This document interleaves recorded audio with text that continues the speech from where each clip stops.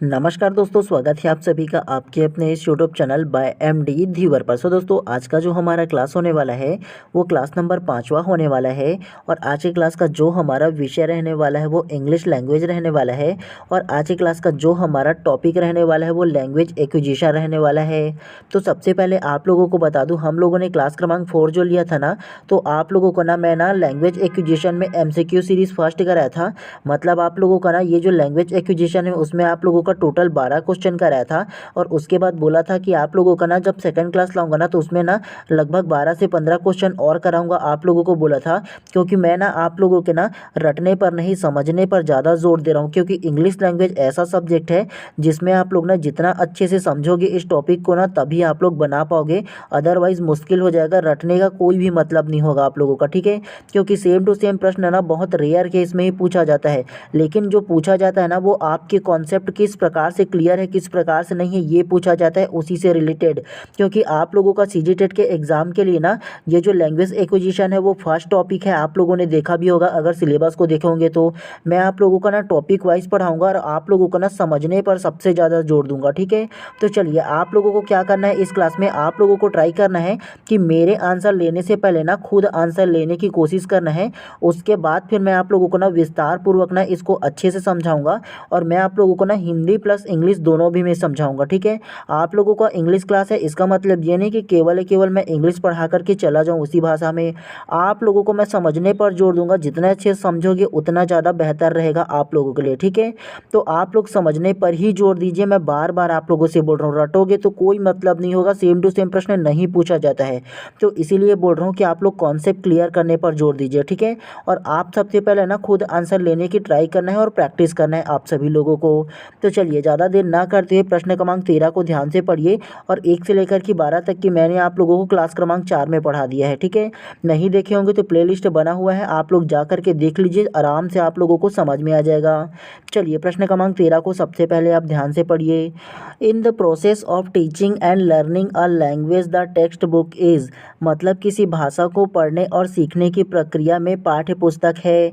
Option A the only tool, मतलब एकमात्र उपकरण। Option B one of the tool, उपकरणों में से एक।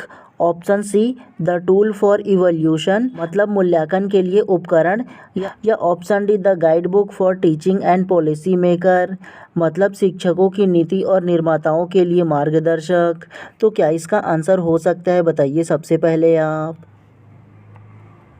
तो प्रश्न क्रमांक 13 का जो करेक्ट आंसर है ना वो आप लोगों का option number B one of the tool correct हो जाएगा, मतलब उपकरणों में से एक करेक्ट हो जाएगा। कैसे? In the process of teaching and learning a language the text book is, मतलब किसी भाषा को पढ़ने और सीखने की प्रक्रिया में पाठ्य पुस्तक है। तो पाठ्य पुस्तक का जो रोल है वो उपकरणों में से एक उपकरण ना हो जाएगा। जी हाँ, आप लोगों को अगर थोड़ा सा सरल तरीके से बताओ ना, उपकरण कहने का मतलब यह है कि एक जो शिक्षक होता है वो अपने कक्षा में ना बच्चों को पढ़ाते वक्त अलग अलग उपकरणों का, इंस्ट्रूमेंट का, या फिर उसमें बोल लो TLM का उपयोग करता है। आप लोगों ने स्कूल इंटर्नशिप में गए होंगे तो आप लोगों को पता होगा कि एक जो शिक्षक है वो अलग अलग उपकरण के माध्यम से, TLM के माध्यम से ना बच्चों को पढ़ाता है। और TLM के अंतर्गत क्या क्या आ जाता है, तो चौक आ जाता है, डस्टर आ जाता है, ब्लैक बोर्ड आ जाता है। और जो टॉपिक आप पढ़ाओगे उस टॉपिक का अगर कोई आप लोग उपकरण लेकर के जाओगे तो वो आ जाएगा। तमाम वो चीज़ जो बच्चों को ना सीखने के लिए, उनके जो सब्जेक्ट है, उनके जो टॉपिक है उसको समझने के लिए मदद करे ना, तो वो सारे के सारे क्या कहलाएंगे, उपकरण कहलाएंगे, ठीक है।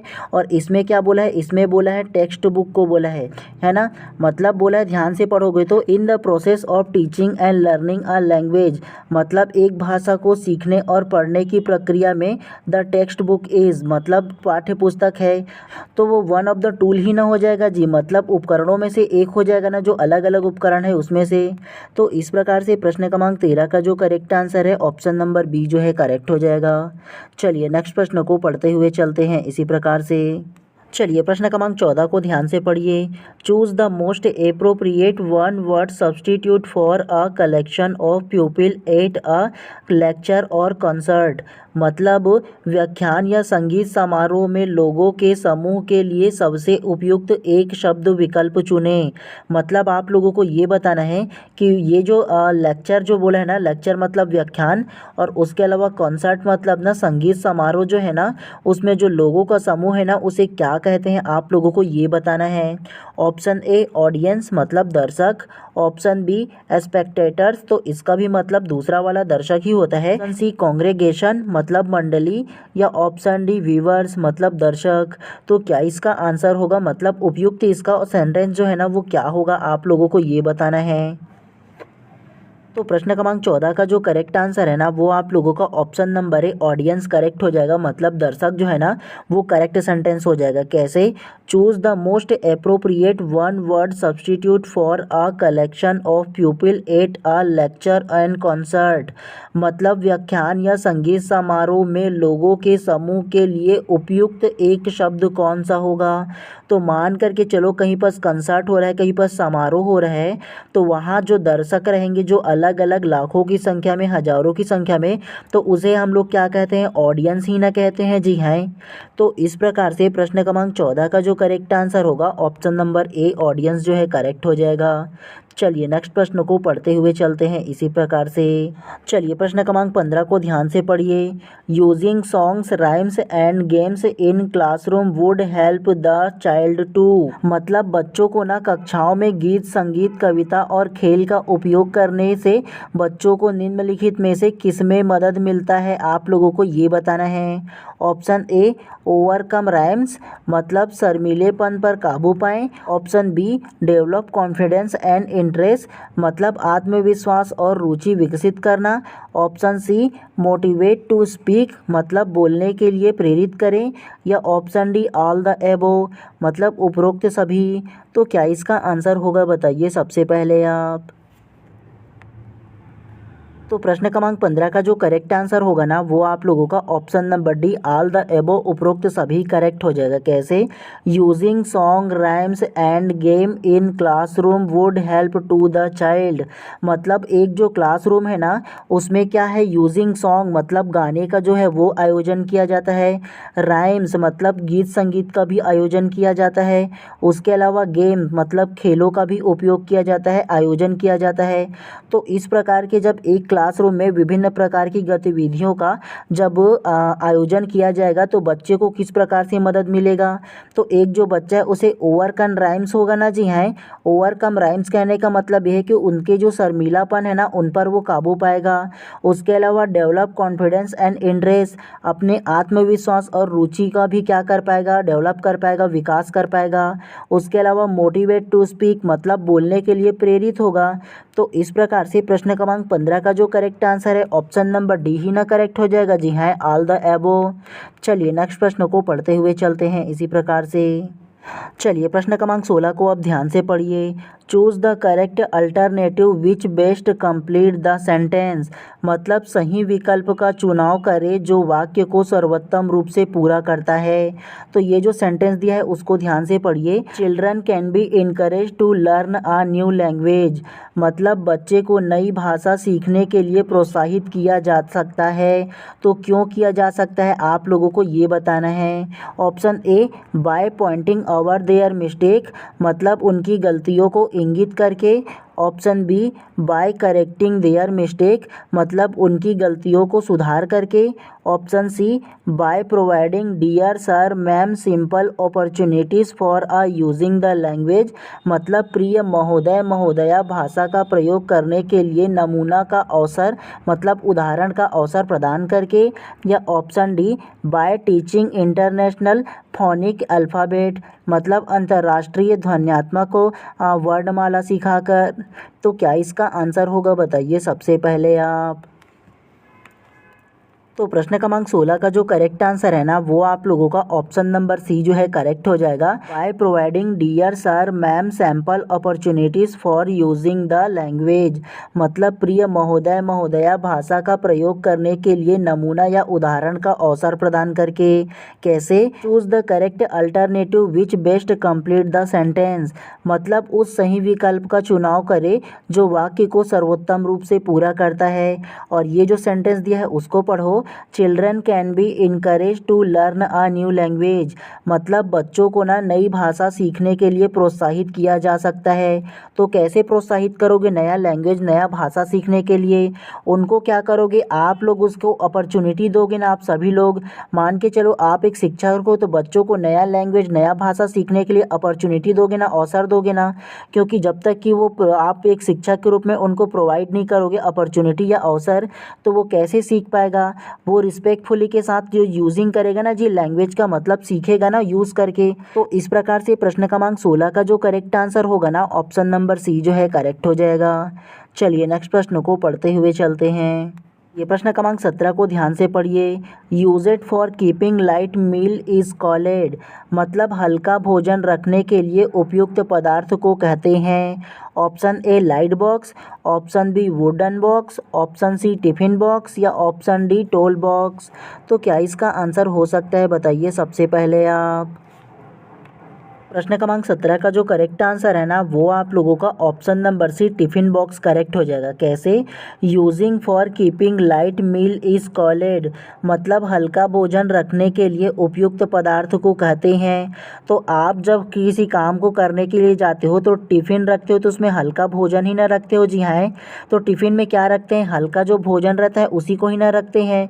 तो सेम टू सेम प्रश्न भी वही का है, using for keeping light meal is called, मतलब हल्का भोजन को रखने के लिए उपयुक्त पदार्थ को क्या कहते हैं, तो टिफिन बॉक्स ही ना कहेंगे जी। हैं, तो इस प्रकार से प्रश्न क्रमांक 17 का जो करेक्ट आंसर है ऑप्शन नंबर सी जो है करेक्ट हो जाएगा। चलिए नेक्स्ट प्रश्न को पढ़ते हुए चलते हैं। ये प्रश्न क्रमांक 18 को ध्यान से पढ़िए।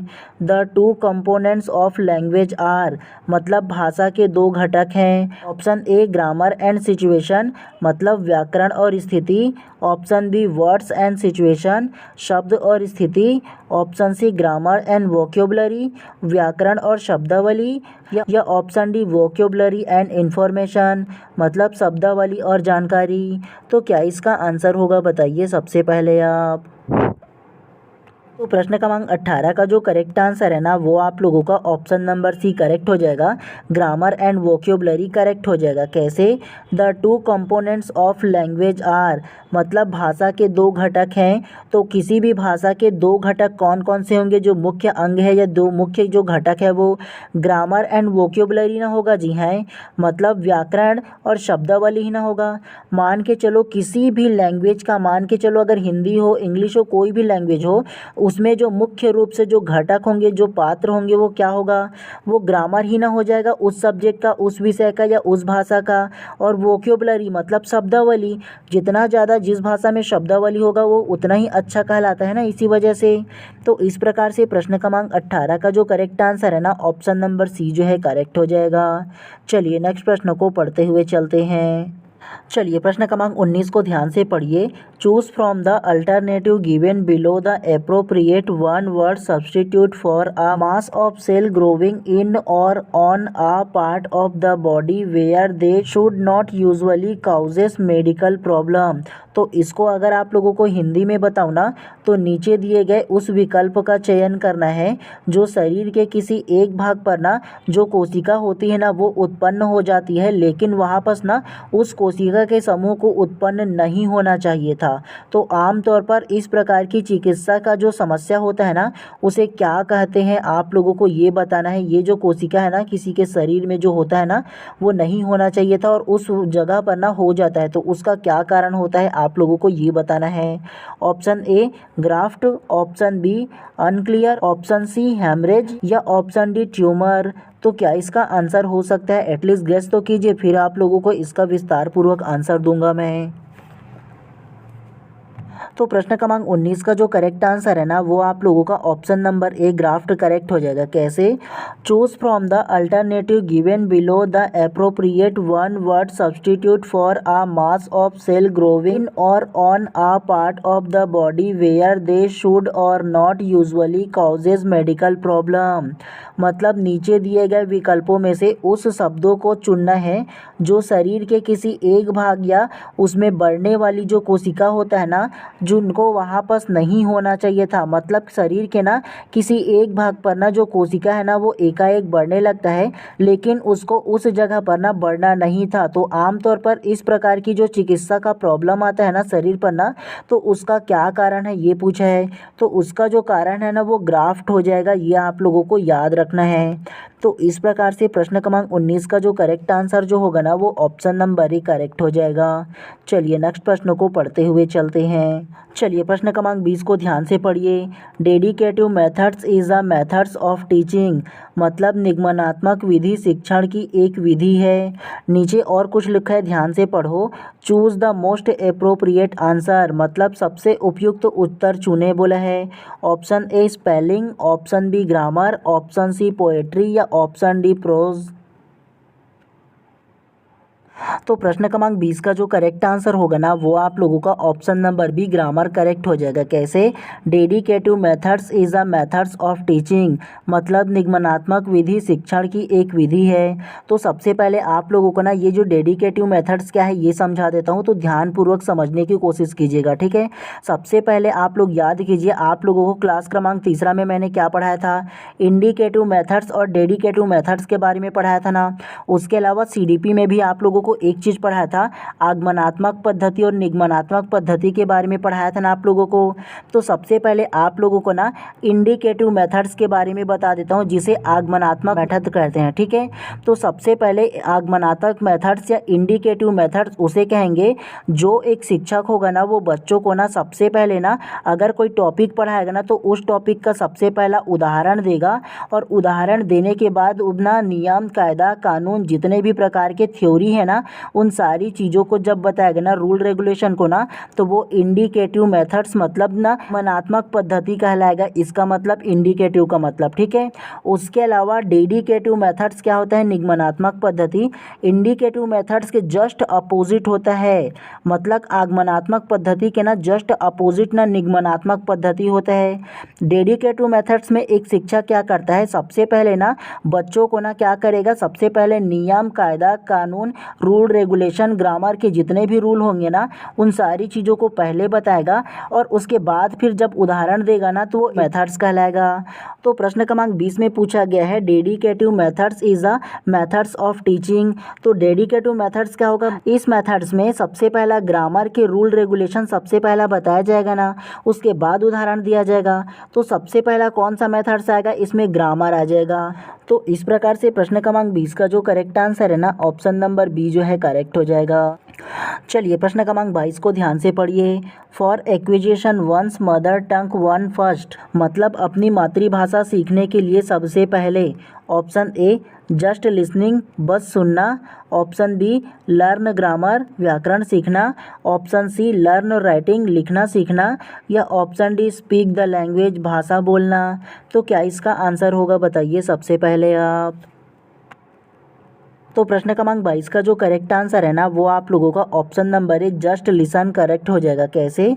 For acquisition one's mother tongue one first, अपनी मातृभाषा सीखने के लिए सबसे पहले। तो अपनी मातृभाषा सीखने से पहले आप लोग क्या करते हो, जस्ट लिसन, सिर्फ सुनते हो ना। जी हाँ, आप लोगों को सरल तरीके से समझा देता हूँ। आप लोग मुझे ये बताओ सबसे पहले आप लोगों का मदर टंग कौन सा है। तो मदर टंग आप लोगों को बोलोगे कि छत्तीसगढ़ी है मेरा मदर टंग सर। तो आप लोग मुझे ये बताओ कि जब आपका मदर टंग छत्तीसगढ़ी है तो क्या आपने उस छत्तीसगढ़ी भाषा को रूल रेगुलेशन नियम कायदा कानून व्याकरण के माध्यम से सीखा है क्या? नहीं ना सीखा है। जस्ट लिसन मतलब सिर्फ आप सबसे पहले अपने मम्मी पापा अपने फैमिली या अपने अड़ोस पड़ोस से उस भाषा को सुने हो, सिर्फ सुने हो और सुन करके फिर उसको रिपीटेशन किए हो और सीधा बोलना सीखे हो, मतलब उसका प्रयोग करना सीखे हो डायरेक्ट। तो वो क्या कहलाता है, एक्वायर कहलाता है। क्या? तो एक्वायरिंग कहलाता है, मतलब अधिग्रहण कहलाता है। समझ में आया आप लोगों को, ग्रहण करना कहलाता है।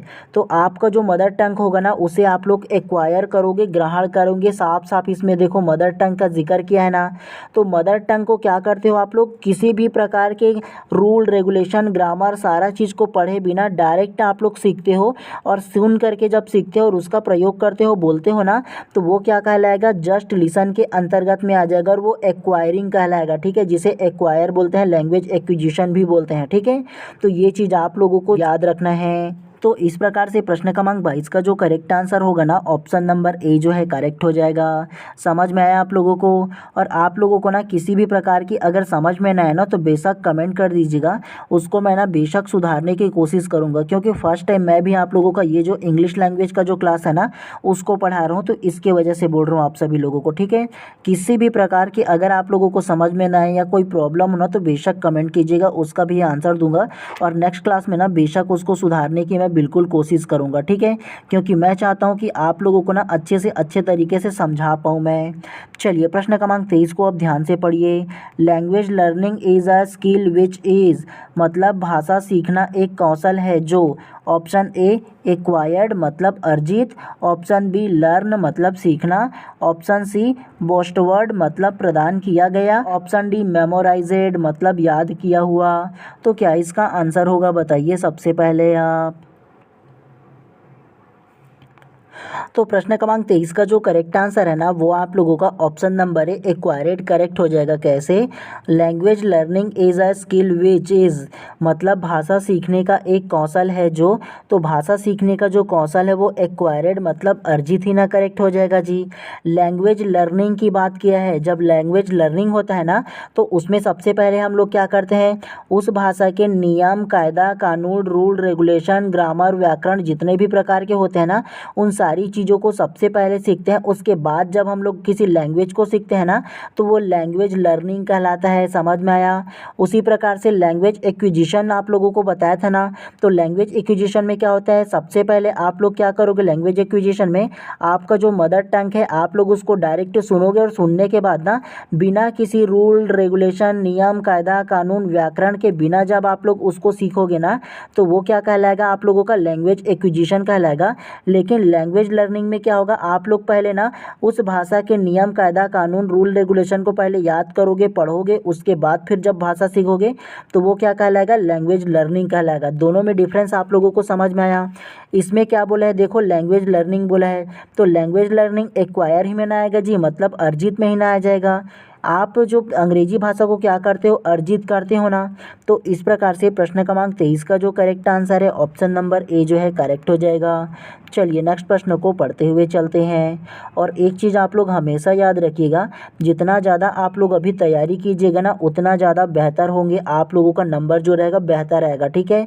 और अभी टाइम आप लोगों के पास है तो बेहतर तरीके से पढ़ने का प्रयास कीजिए, तभी सबसे ज़्यादा बेहतर तरीके से बाकियों से नंबर ला पाओगे। और अभी आप लोगों के पास ना गोल्डन टाइम है, ये मान करके चलो। बाद में सोचोगे ना कि बाद में यार कि मेरा इतना नंबर आता तो अच्छा होता, गिल्टी करने से ज़्यादा बेहतर है कि अभी आप लोग 1-2 महीने मेहनत कर लो, उसके बाद फिर आप लोग थोड़ा सा फ्री हो जाओगे। लेकिन अभी मेहनत नहीं करोगे, बाद में कम नंबर आएगा तो गिल्टी के अलावा कुछ हाथ नहीं लगेगा। तो इसीलिए ज़्यादा ज़रूरी है कि बाकी लोग नहीं पढ़ रहे हैं तो आप ज़रूर पढ़िएगा, ठीक है। चलिए प्रश्न क्रमांक 24 को आप ध्यान से पढ़िए। Children acquire there native language, मतलब बच्चे अपनी मूल भाषा सीखते हैं। ऑप्शन ए नेचुरली मतलब स्वाभाविक रूप से, ऑप्शन बी थ्रो ट्रेनिंग मतलब प्रशिक्षण के माध्यम से, option C at school school में, या ऑप्शन डी सोसाइटी मतलब सामाजिक रूप से। तो क्या इसका आंसर होगा बताइए सबसे पहले आप। तो प्रश्न क्रमांक 24 का जो करेक्ट आंसर होगा ना वो आप लोगों का ऑप्शन नंबर ए जो है करेक्ट हो जाएगा, नेचुरली स्वाभाविक रूप से करेक्ट हो जाएगा। कैसे? Children acquire there native language, मतलब बच्चे अपनी मूल भाषा सीखते हैं। तो आप लोग मुझे सबसे पहले ये बताओ कि आप लोगों की जो मदर टंग है वो कौन सा लैंग्वेज है। आप बोलोगे छत्तीसगढ़ी है, तो छत्तीसगढ़ी को आपने कैसे सीखा, तो आप लोग बोलोगे कि ना मैं अपने घर में जो बोलते रहते थे ना, मेरी मम्मी पापा घर के सारे लोग अड़ोस पड़ोस के लोग छत्तीसगढ़ी, तो उसको केवल सुना और सुनने के बाद ना मैं भी उसको रिपीट किया और बोलना सीखा। तो आप लोग मुझे ये बताओ, छत्तीसगढ़ी जब आपने बोलना सीखा तो छत्तीसगढ़ी लैंग्वेज का कोई रूल रेगुलेशन नियम कायदा कानून ग्रामर वोकेबुलरी ये दुनियादारी को पढ़े हो क्या, सीखे हो क्या? नहीं ना। तो आप लोग ये मान करके चलिए, जो आप लोगों का मदर टंग होगा ना तो उसको आप लोग क्या करोगे, बिना नियम कायदा कानून के जब सीखोगे ना तो वो आप लोगों का मदर टंग होता है, ठीक है। और इसको आप लोगों ने कैसे सीखा मदर टंग को, तो नेचुरली तरीके से सीखा ना, है ना। तो ये आप लोगों लोगों का क्या कहलाएगा, नेचुरली हो जाएगा। Children acquire there native language, बच्चे अपनी मूल भाषा को कैसे सीखते हैं, तो नेचुरली तरीके से सीखते हैं ना जी, बिना किसी ग्रामर रूल के। लेकिन उसी प्रकार से अगर मैं दूसरे लैंग्वेज की बात करूँ ना, जब आप लोग ना मदर टंग के अलावा दूसरे लैंग्वेज जब आप लोग पढ़ोगे ना, तो उसे आप लोग क्या करोगे, अर्जित करोगे, आप लोग सीखोगे उसको। और उसके लिए क्या करना होगा, आप लोगों को उस भाषा के सबसे पहले ना नियम कायदा कानून रूल रेगुलेशन या उसके अलावा उसके ग्रामर वामर को सारी चीज़ को पहले पढ़ना होगा। उसके बाद फिर आप लोगों को अंग्रेजी या दूसरे भाषा को सीखना पड़ेगा। तो वो क्या कहलाता है, उसको आप लोग क्या कहोगे, तो उसको लैंग्वेज लर्निंग कहोगे। ठीक है, तो ये आप लोगों को याद रखना है। तो इस प्रकार से प्रश्न क्रमांक 24 का जो करेक्ट आंसर है ऑप्शन नंबर ए जो है करेक्ट हो जाएगा। तो चलिए, आप लोगों को केवल इतना ही पढ़ना था इसमें। तो अगर आप लोग चैनल पर नए होंगे तो चैनल को सब्सक्राइब कर देना और बेल आइकन को दबा देना, क्योंकि महाराज आप लोग चैनल को सब्सक्राइब करते हो ना तो मेरे को मोटिवेशन मिलता है और मैं दुगने जोश के साथ आप लोगों को और अच्छे से पढ़ाने की कोशिश करता हूँ। ठीक है, तो इसीलिए ज़्यादा ज़रूरी कि आप चैनल को सब्सक्राइब कर दो, केवल इतना ही करना है। और इसके बाद इसका जो पूरा PDF रहेगा ना, वो मैं अपने टेलीग्राम चैनल पर डाल दूंगा, तो वहाँ से आप लोग डाउनलोड करके दोबारा प्रैक्टिस कर लीजिएगा। ठीक है, और जितना ज़्यादा अभी मेहनत करोगे उतना ज़्यादा बेहतर होगा आप सभी लोगों के लिए। चलिए, आप सभी लोगों का दिन शुभ एवं मंगलमय हो। मिलते हैं इसी प्रकार से नेक्स्ट क्लास में।